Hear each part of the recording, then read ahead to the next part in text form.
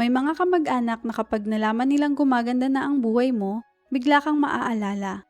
May lalapit para mangutang, may hihingi ng puhunan, may magpapasagot ng gastusin, at mayroong ding mag-aakalang dahil mas malaki na ang kinikita mo, responsibilidad mo na ang tumulong sa lahat. Habang dumarami ang nakakaalam ng pagyaman mo, dumarami rin ang mga taong gustong makinabang dito. Hindi masama ang tumulong sa pamilya, pero iba ang pagtulong ng kusang loob kaysa sa pagtulong na napipilitan ka lang. Kaya kung gusto mong maprotektahan ang pinaghirapan mo at maiwasan ng mga problemang pwedeng sumabay sa pag-asenso mo, may mga bagay na dapat mong matutunan. At sa video na ito, pag-uusapan natin kung bakit mas mabuting huwag ipaalam sa mga kamag-anak ang pagyaman mo. Ang number 1 ay maiiwasan ang paulit-ulit na pangungutang. Isa sa pinakamalaking dahilan kung bakit mas mabuting huwag agad ipaalam sa lahat ng kamag-anak ang pagyaman mo ay para maiwasan ang paulit-ulit na pangungutang. Kapag nalaman ng ilan na malaki ang kinikita mo, may mga taong mag-aakalang palagi kang may sobrang pera. Unti-unti, may magme-message, may tatawag o kaya bigla na lang bibisita para manghiram. Baka maliit lang ang halaga at dahil gusto mo ring tumulong, papahiramin mo. Pero kapag nakita nilang napagbigyan sila, posible itong maulit. At sa bawat pagkakataon, mas mahirap nang tumanggi dahil baka isipin nilang nagbago ka na o naging madamot ka. Ang mas mahirap pa, may mga pagkakataong hindi na ibabalik ang hiniram nila. Pero kapag kailangan na naman nila ng pera, ikaw pa rin ang unang lalapitan. Hindi naman masama ang tumulong sa pamilya at kamag-anak, pero mas mabuti kung ang pagtulong ay kusang loob at naaayon sa kaya mong ibigay. Tandaan, ang tunay na yaman ay hindi lang tungkol sa dami ng pera. Kasama rin dito ang pagkakaroon ng kapayapaan ng isip at maayos na relasyon sa mga tao sa paligid mo. Minsan, ang pagiging tahimik tungkol sa iyong tagumpay ang pinakamabisang paraan para maprotektahan ang iyong pinaghirapan at maiwasan ang mga sitwasyong maaaring makasira sa inyong samahan. Ang number 2 ay para hindi ka magiging takbuhan ng lahat ng problema. Kapag nalaman ng mga tao na umaangat na ang buhay mo, may ilan na magsisimulang iisipin na kaya mo nang ayusin ang halos lahat ng problema nila. Hindi lang ito tungkol sa pera. Minsan, hihilingin nilang ikaw maghanap ng trabaho para sa kamag-anak, magpasok ng kakilala sa negosyo, mag-asikaso ng mga gastusin, o maging taga-ayos ng mga alitan sa pamilya. Unti-unti, mapapansin mo sa tuwing may problema, ikaw ang unang tinatawagan. Parang ikaw na ang naging go-to person sa bawat sitwasyon, kahit wala ka namang kinalaman doon. At kapag hindi mo natulungan ng lahat, may ilan pang masasaktan o madidismaya. Ang totoo, kahit gaano ka pa ka-successful, hindi mo responsibilidad na pansinin ang problema ng buong angkan. May sarili ka ring pamilya, mga plano at mga hamon na kailangang harapin. Kaya kung nais mong mapanatili ang malinaw na hangganan at maiwasang mabigatan sa mga problemang hindi naman sa'yo, mas makakabuting huwag ipaalam sa lahat ang tunay mong estado sa buhay. Minsan, ang katahimikan ang pinakamahusay na proteksyon para sa iyong kapayapaan. At maisingit ko lang, baka pwedeng pakilike nitong video at pakipindot na din ang subscribe button para lagi kang updated sa mga videong tulad nito. Ang number 3 ay mas napoprotektahan mo ang iyong ipon at investments. May mga taong tahimik lang habang nag-iipon. Hindi dahil madamot sila, kundi dahil alam nilang kapag nalaman ng iba na may pera na sila, mas marami na makikialam sa kung paano nila ito gagamitin. Halimbawa, may kamag-anak na magsasabing mag-invest ka rito, siguradong kikita ka. May isa namang mag-aalok ng negosyo dahil alam nilang may kapital ka. At dahil ayaw mong makasama ng loob nila, minsan napapapayag ka kahit hindi ka pa handa o hindi mo pa lubos na nauunawaan ang pinapasok mo. Ang masakit, kapag nalugi ang negosyo o hindi naging maganda ang investment, ikaw ang nawalan ng pera pero ang nag-udyok sa'yo ay tuloy lang ang buhay nila. Kaya mahalagang tandaan na ang bawat pisong naipon mo ay bunga ng mahabang panahon ng pagtatrabaho, pagtitipid at pagsasakripisyo. Hindi ito dapat mailagay sa alanganin dahil lang sa pressure o sa kagustuhang mapasaya ang ibang tao. Hindi masama tumanggap ng payo, pero ang huling desisyon ay dapat manggaling sa'yo. At kung hindi alam ng lahat kung gaano nakalaki ang iyong ipon o investments, mas malaya ka makakapagdesisyon ng walang impluwensya at walang pressure. Sa ganitong paraan, mas napoprotektahan mo ang perang matagal mong pinaghirapan at mas napapalago mo ito para sa kinabukasan. Ang number 4 ay para maiwasan ang inggit at siraan. Hindi lahat ng tao matutuwa kapag nakitang umaangat ang buhay mo. Minsan, habang mas tahimik ka, mas tahimik din ang buhay mo.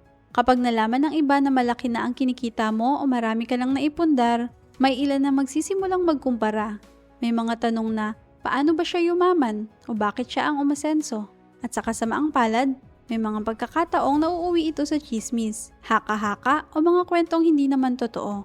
May magsasabing sinuwerte ka lang, may mag-aakalang may tinatago kang sekreto, at mayroon ding maaaring magpakalat na maling impormasyon dahil sa inggit o maling akala. Hindi mo kontrolado ang sasabihin ng ibang tao, pero kontrolado mo kung gaano karami ang nalalaman nila tungkol sa buhay mo. Hindi lahat ng tagumpay ay kailangan ipakita o ipaalam sa lahat. Mas mabuting hayaan na lang na ang resulta ng iyong sipag ang magsalita para sa iyo. Sa ganitong paraan, mas nababawasan ang inggit, chismis at mga hindi kinakailangang isyu na maaaring makasira sa kapayapaan ng iyong isip. Ang number 5 ay mas makakapagdesisyon ka ng walang pressure. Kapag walang nakakaalam na malaki na ang kinikita mo, mas malaya kang gumawa ng mga desisyong para talaga sa sarili mo. Halimbawa, gusto mong ipagliban muna ang pagbili ng bahay dahil inuuna mong palakihin ang emergency fund mo. O kaya gusto mong manatili sa simpleng sasakyan kahit kaya mo namang bumili ng mas mahal. Dahil tahimik lang ang buhay mo, walang nagtatanong kung bakit hindi mo ginagawa ang mga bagay na inaasahan ng iba. Pero kapag alam ng lahat na yumayaman ka na, iba na ang sitwasyon. May mga magtataka kung bakit hindi ka pa nagpapatayo ng malaking bahay. Bakit hindi ka pa nagpapalit ng sasakyan? O bakit parang hindi halata na malaki na ang ginikita mo?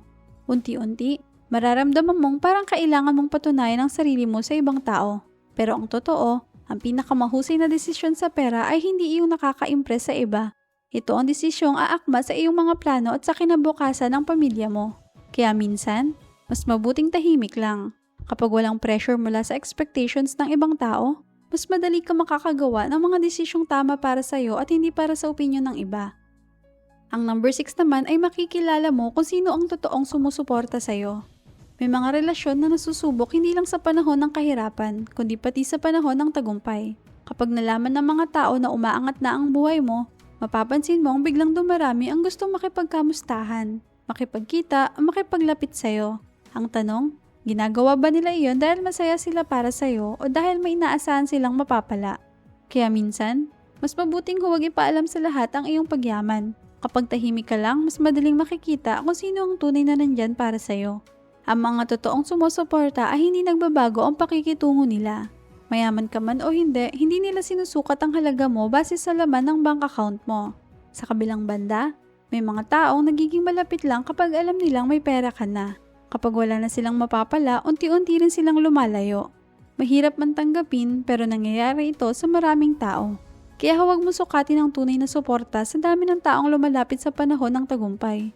Mas mahalaga ang mga taong nananatili noong wala ka pa at hindi nagbago kahit hindi nila alam kung gaano ka na ka-successful. Sila ang mga taong tunay na nagmamalasakit sa iyo. At kung umabot ka hanggang dito, i-comment mo naman sa ibaba kung taga saan ka para alam ko kung hanggang saan nakaabot ang videong ito.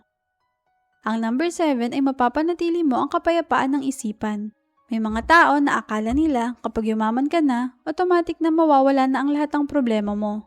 Pero ang totoo, may mga bagong problema ring dumarating kapag nalaman ng maraming tao na umaangat na ang buhay mo. Bigla ka nag-iisip kung paano sasagot sa mga tanong tungkol sa pera. Minsan, may mga taong nagtatampo kapag hindi mo napagbigyan ang hinihingi nila. May mga chismis na kailangan mong baliwalain at may mga sitwasyong gusto mo sanang iwan pero ikaw pa rin ang nadadamay. Sa halip na ma-enjoy mo ang bunga ng iyong pinaghirapan, nauubos ang oras at lakas mo sa pag-iisip kung paano iiwas sa drama, paano magpapaliwanag o paano hindi ka makakasakit ng damdamin ng ibang tao. Pero kapag tahimik ka lang tungkol sa iyong pagyaman, mas simple ang buhay. Wala kang kailangang patunayan, wala kang kailangang ipaliwanag. Mas nakakapag-focus ka sa pamilya mo, sa trabaho at sa mga pangarap na gusto mo pang maabot. Tandaan, ang tunay na sukatan ng pagiging mayaman ay hindi lang ang laki ng pera sa bangko. Kasama rin dito ang kakayahang matulog ng mahimbing sa gabi, gumising ng walang iniisip na problema mula sa ibang tao, at mamuhay ng payapa. Kaya kung gusto mong mapanatili ang kapayapaan ng isip mo, hindi kailangan malaman ng lahat ang bawat tagumpay at bawat naipundar mo. Minsan, ang tahimik na tagumpay ang pinakamasaya. Ang number 8 at panghuli ay mas makakapagpatuloy ka sa pagyaman. Maraming tao ang nagsisikap na yumaman, pero ang mas malaking hamon ay kung paano mapapanatiling lumalago ang kanilang kinikita at mga naipon. Kapag tahimik ka lang tungkol sa iyong pagyaman, mas nakakapag-focus ka sa mga bagay na talagang mahalaga. Sa halip na maabala sa mga opinyon ng ibang tao, mas nagagamit mo ang oras mo sa paghahanap ng bagong oportunidad, pagpapalago ng negosyo o pag-aaral kung paano mas mapapalaki ang iyong kita.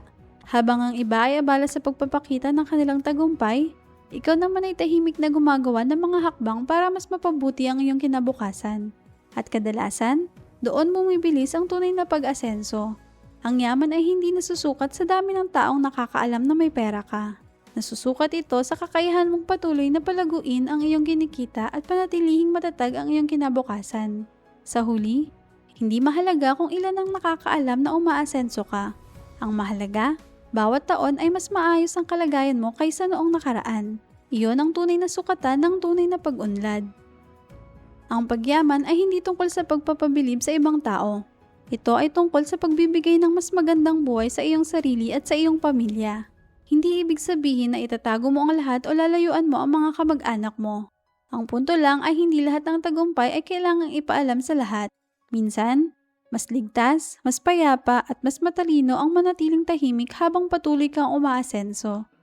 Kung nagustuhan mo ang video na ito, huwag kalimutang i-like at i-share para mas marami ring matuto. At kung gusto mo pa ng mga practical na tips tungkol sa pag-iipon, pagnenegosyo at pagpapayaman, mag-subscribe sa channel at i-click ang notification bell para hindi mo ma-miss ang mga susunod nating video. Maraming salamat sa panonood at magkita-kita tayo sa susunod na video. Wealth Culture PH